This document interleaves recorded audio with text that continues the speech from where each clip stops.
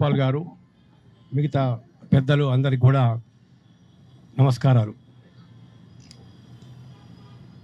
ఇది జరిగింది రియల్ ఎన్కౌంటరా కాదా, లేకపోతే పట్టుకొని కాల్చి చంపారా అంటే చాలా అనుమానాలు ఉన్నాయి.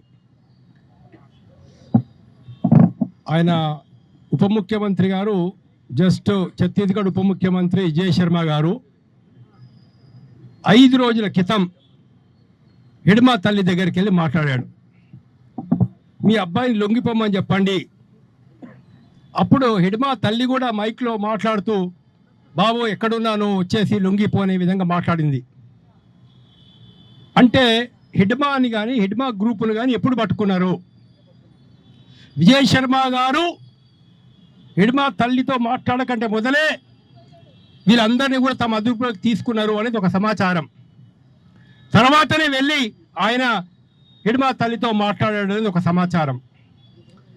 ఇది ఎంతవరకు కరెక్ట్? రెండో విషయం ఏదైతే ఉందో, ఒక అరెస్ట్కు ప్రొసీజర్ ఉంటుంది. ఇప్పుడు 50 మందిని అరెస్ట్ చేశామని చెప్పి చెప్తున్నారు. ఈ కోర్టు కూడా ప్రొడ్యూస్ చేశారు. ఒక వ్యక్తిని అరెస్ట్ చేసినప్పుడు ప్రతి పోలీస్ ఆఫీసర్ గుర్తుపెట్టుకోవాలా, పర్సనల్ సెర్చ్ చేయాలా, ఏం దొరికింది జేబులో, ఎంత ఏదైనా రింగు దొరికిందా, చైన్ దొరికిందా, ఓ 10 రూపాయలు దొరికినాయి ఆ జేబులో, ఆ రూమ్లో ఏం దొరికింది, ఒక సెర్చ్ మెమో ఉండాలా. ఎక్కడ కూడా ఏ పేపర్లో కూడా మేము వాళ్ళని సెర్చ్ చేసినామని కానీ సెర్చ్ మెమో ఉన్నదని కానీ ఎక్కడ వాళ్ళు చెప్పలే. ఇది చట్టానికి వ్యతిరేకం. అంటే ఏంటిది? ఎప్పుడు అరెస్ట్ చేశారో, ఫస్ట్ అరెస్ట్ చేసింది వేరే టైంలో వేరే ప్లేస్లో, వాళ్ళ దగ్గర ఇవన్నీ తీసుకున్నారు. ఇప్పుడు సింపుల్గా కోర్టుకు ప్రవేశపెట్టకంటే బదులు అరెస్ట్ చూపించారు. అంటే మావోయిస్టు కావచ్చు, ఎవరైనా కావచ్చు, 50 మంది దొరికితే 1 రూపాయి కూడా దొరకలేదా వాళ్ళ దగ్గర? ఒక పెన్ కూడా దొరకలేదా? ఒక పర్సు కూడా దొరకలేదా? మరి ఎందుకు నువ్వు సర్చ్ మెమో తయారు చేయలే? ఎందుకు లేదు? డేట్ ఎందుకు లేదు? ఒక డేట్తో సర్చ్ మెమో తయారు చేయాల్సిన అవసరం ఉందన్నట్లు. కాబట్టి ఏంటంటే ఒక మొత్తం అందరినీ కూడా పట్టుకొని, చాలామంది అనుకున్నది ఏంటంటే వీళ్ళలో ఎవరెవరికి చరిత్ర ఏముంది అని కాస్త గమనించి ఎవరెవరిని కాల్చి చంపాలో డిసైడ్ చేసుకొని వాళ్ళకు సెపరేట్ గ్రూప్గా తీసుకెళ్ళి ఫస్ట్ 6గురిని కాల్చి చంపేసినట్లు అనుమానం. వాళ్ళ సెక్యూరిటీ వాళ్ళట. ఇప్పుడు సెకండ్ టైం చనిపోయింది, రెండో రోజు చనిపోయింది ఎవరు? హిడ్మా సెక్యూరిటీ గార్డ్, ఇంకొక సెక్యూరిటీ గార్డ్. అరే లీడర్ని నువ్వు పట్టుకున్నావు, సెక్యూరిటీ గార్డులను వదిలిపెడతావా? అప్పుడు దొరకలేదా నీకు? వాళ్ళని తీసుకెళ్ళి మళ్ళీ వేరే సెపరేట్గా ఉంచి రెండో రోజు 7గురిని మేము ఎన్కౌంటర్ చేసినామని చెప్పి చెప్తా ఉన్నారు. కాబట్టి ఇదంతా ఒక అనుమానాస్పదంగా ఉన్నది. ఏం జరిగిందనేది అనుమానాస్పదంగా ఉంది. దీని మీద న్యాయ విచారణ జరపాల్సిందే. ఖచ్చితంగా న్యాయ విచారణ జరిపితే ఏం జరిగిందనేది తెలుస్తుంది. ఒక విషయం ఏంటంటే, రియల్ ఎన్కౌంటర్ కనుక జరిగితే, ఇందాక మన ప్రొఫెసర్ రాజగోపాల్ గారు చెప్పిన వాళ్ళు ఫారెస్ట్లో వీళ్ళు ఫారెస్ట్లో ఉన్నారు, వాళ్ళు కాల్పులు జరుపుతున్నారు వీళ్ళు కాల్పులు జరుపుతున్నారు అంటే, సాధారణంగా ఏం జరుగుతుందంటే అక్కడ నుంచి బుల్లెట్లు వస్తాయి, ఇక్కడ నుంచి బుల్లెట్లు వస్తాయి, ఎవరో ఒక్కరిద్దరన్నా ఇక్కడ గాయపడే సంఘటన ఉంటుంది. ఫస్ట్ 6గురిని ఎన్కౌంటర్ చేశారు, సెకండ్ 7గురిని ఎన్కౌంటర్ చేశారు. ఒక్క బుల్లెట్ కూడా నక్సలైట్ల నుంచే వచ్చి అక్కడ ఎవరికి దాకలే, ఏ చెట్టుకు దాకలే, ఏ కొమ్మకు దాకలే, ఎక్కడ కూడా దాకలేదు. ఎక్కడ మరి ఏం జరిగింది అనేది చాలా అనుమానాలు రేకెత్తించే పరిస్థితి ఉన్నది. కాబట్టి దీని మీద ఒక న్యాయ విచారణ జరగాలని చెప్పేసి మేము కోరుతా ఉన్నాం. రెండవది, మేము ఒక శాంతి చర్చల కమిటీ ఫామ్ చేసినాము. శాంతి చర్చల కమిటీ నుంచి మేము స్పష్టంగా ఒక విషయం చెప్పినాం. ఏంటనంటే, ఇది డెమోక్రసీలో కేంద్ర ప్రభుత్వాలు గతంలో అనేక మందితో ఒప్పందాలు చేసుకున్నాయి. గూర్ఖాలో వచ్చింది, గూర్ఖా ల్యాండ్లో, అస్సాంలో, మణిపూర్లో అనేక చోట్ల తీవ్రవాదులు వచ్చారు, తుపాకులు పట్టుకున్నారు, వాళ్ళ సైన్యాన్ని తయారు చేసుకున్నారు. వాళ్లకు వీళ్ళకు పోరాటాలు జరిగినాయి. బార్డర్లో నేపాల్లో కూడా జరిగినాయి పోట్లాటాలు. అక్కడేంటంటే వాళ్ళందరితో కూడా కేంద్ర ప్రభుత్వం చర్చించింది. వాళ్ళందరితో చర్చలు జరిపి ఒప్పందాలు చేసుకున్నారు. చాలామంది సాయుధ పోరాటాన్ని విరమించి బయటకు వచ్చారు. ఇక్కడ మావోయిస్టులతో కూడా మీరు చర్చలు జరపండి అని మేము చాలా స్పష్టంగా చెప్పినాం. అయితే వీళ్ళు ఎంత మాత్రం కూడా చర్చలు జరపడానికి సిద్ధంగా ముందుకు రాలే. అమిత్ షా ముందుకు రాలేదు, లేదా మరొక హోంమంత్రి ముందుకు రాలేదు. మీరు సరెండర్ కండి అనేది ఒక మాట చెప్పడం తప్పించి మేము చర్చించి మాట్లాడతాము. మరి చర్చిస్తే వాళ్ళేం సమస్యలు చెప్పేవాళ్ళు, అక్కడ ఆదివాసుల సమస్యలు ఏంటి, ఫారెస్ట్ సమస్య ఏంటి, ఆ ఫారెస్ట్ ఇప్పుడు ఎకరా భూమి, ఎకరా ఫారెస్ట్ ల్యాండ్ ఇవాళ అదానికి ₹1 ఇచ్చారు. ₹1 అగ్రిమెంట్. ₹1 ఎకరా భూమి చొప్పున ఇవాళ దాదాపు 1600 ఎకరాల భూమిని, అంటే కొన్ని కోట్లు, దాదాపు 200 కోట్లు 300 కోట్ల విలువ వేసి ఖనిజాలు ఉన్నటువంటి ఒక ప్రాంతాన్ని ఒక వ్యక్తికి, అదానికి ₹1 చొప్పున సంవత్సరానికి రెంట్ చొప్పున ఇచ్చేసి అగ్రిమెంట్ చేసుకున్నారు. 30 ఏళ్లకు అగ్రిమెంట్. అంటే ఏం జరుగుతుంది అంటే భూమి లోపల ఉండేటువంటి ఖనిజాలన్నీ కూడా కార్పొరేట్ కంపెనీలకు ఇవ్వాలనేటువంటి ఒక దుర్మార్గమైనటువంటి కుట్రలో భాగంగా వీళ్ళందరినీ ఖాళీ చేయించాలి, అక్కడ ఈ భూములన్నీ కూడా వాళ్ళకి ఇచ్చేసేయాలా పెద్ద పెద్ద కంపెనీ వాళ్ళకు అని ఒక కుట్రపూరితంగా జరుగుతున్న విషయం. మిత్రులారా, ఒక విషయం దయచేసి మీరందరూ కూడా ఆలోచించండి. ఎందుకు స్వతంత్రం వచ్చింది? భగత్ సింగ్ ఏం కోరుకున్నాడు? చంద్రశేఖర్ ఆజాద్ ఏం కోరుకున్నాడు? మహాత్మా గాంధీ ఏం కోరుకున్నాడు?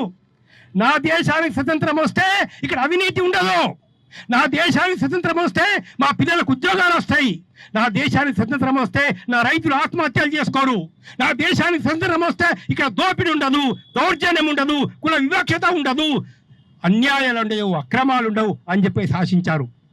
స్వతంత్రం వచ్చింది మన భారతదేశానికి. మొదలు కొంత డెవలప్మెంట్ చేసిన మాట వాస్తవమే. డిఆర్డిఎల్ వచ్చిండొచ్చు, నాగార్జున సాగర్ వచ్చిండొచ్చు, శ్రీరామ్ సాగర్ ప్రాజెక్ట్ వచ్చిండొచ్చు. కానీ ఇటీవల కాలం లోపల జరుగుతున్న పరిస్థితి ఏంటి? ఇటీవల కాలం లోపల జరుగుతున్న పరిస్థితి ఏంటంటే ఏమైపోయింది? వీళ్ళు టార్గెట్ పెడుతున్నారు. ఏం టార్గెట్? మార్చి 26కు మేము నక్సలైట్లు లేకుండా చేస్తామని ఒక టార్గెట్ పెడుతున్నాడు. అయ్యా మోడీ గారు, అమిత్ షా గారు, ఒక టార్గెట్ పెట్టవయ్యా. దేశంలో అవినీతి లేకుండా చేస్తాను టార్గెట్ పెట్టా. నీకు దమ్ముంటే దేశంలో నిరుద్యోగం లేకుండా చేస్తాను టార్గెట్ పెట్టు. దేశంలో కల్తీ లేకుండా నేను చేస్తానని చెప్పు.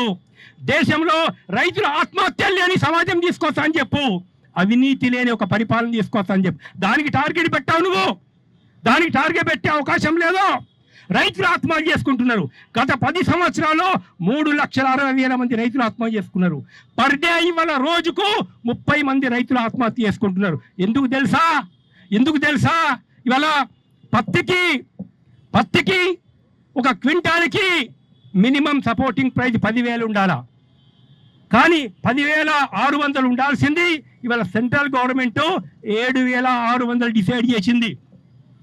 300 తక్కువ సెంట్రల్ గవర్నమెంట్ డిసైడ్ చేసింది. ఇంకొక ద్రోహం ఏంటంటే రైతాంగానికి చేస్తున్న ద్రోహము, విదేశాలకు వెళ్ళి పత్తి ఎగుమతికి పర్మిషన్ ఇచ్చేసింది. ఎట్లా పర్మిషన్? 11% ఏదైతే ఉండనో ఇంపోర్ట్ ట్యాక్స్ తీసేశారు. ఏం జరుగుతుంది? మొత్తం దేశంలో ఉన్న రైతాంగం కూడా ఇవాళ అప్పుల్లో ఉన్నటువంటి రైతులకు పంటల గిట్టుబాటు ధర రాదు. పత్తి అమ్ముకోలేం, మనం విదేశాల పత్తి కొనుక్కోవాలా. మరి ఏం జరుగుతుంది దేశం లోపల? ఎవరికి పనిచేస్తోంది మోడీ గవర్నమెంట్? ఎవరికి లాభం చేస్తోంది మోడీ గవర్నమెంట్? ఎవరి ఆస్తులు పెరుగుతున్నాయి ఇక్కడ? అదానికి ఎంత పెరిగింది? అంబానీకి ఎంత పెరిగింది? ఏం జరుగుతున్నాయి దేశంలో? ఇది వాళ్ళు ఆలోచిస్తలేరు ప్రజలు. అరే నాకు నిరుద్యోగం ఉంది, నా పిల్లలకు చదువు ఇవ్వాలా, ఉచిత విద్య ఇవ్వాలి, ఇది రాజ్యాంగం చెప్తున్నది. ఉచిత వైద్యం ఇవ్వాలా, రాజ్యాంగం చెప్తున్నది. ఇవాళ ప్రజల జీవన పరిస్థితులు మరి మెరుగుపరచాలా, ఇది రాజ్యాంగం చెప్తున్నది.